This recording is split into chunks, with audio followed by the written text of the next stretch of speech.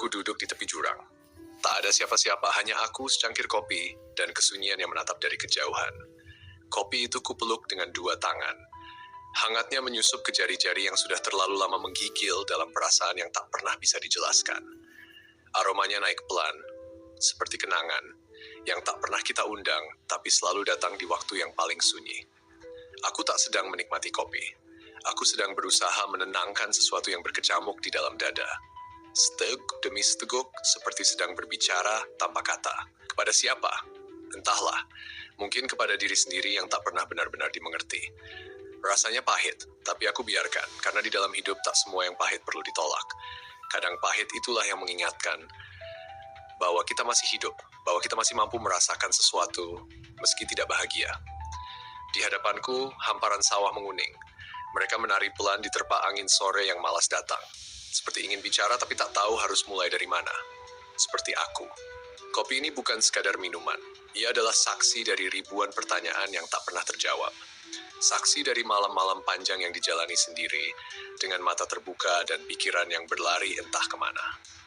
Dulu waktu kecil, kopi adalah hal yang hanya dinikmati orang dewasa. Aku heran kenapa mereka suka sesuatu yang pahit. Sekarang aku mengerti ternyata pahit bisa jadi satu-satunya rasa yang jujur.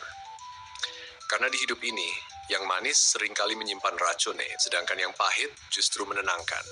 Setiap tegukan kopi seperti kalimat pendek dalam buku harian yang tak pernah kutulis. Ia mengingatkan tentang pagi yang sunyi, tentang hari-hari yang tak pernah sempurna, tentang mimpi yang retak pelan-pelan tapi tidak terdengar.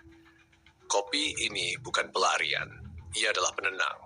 Bukan pelupa, tapi pengingat bahwa tak semua harus dimenangkan.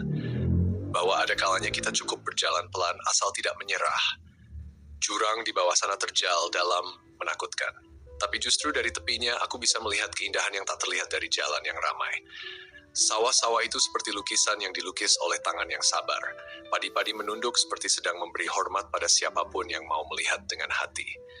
Dan aku melihatnya. Dengan hati yang lelah tapi masih bisa merasa.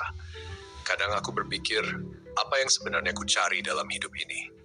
Uang, pengakuan, keberhasilan, semua itu pernah singgah, tapi tak ada yang menetap.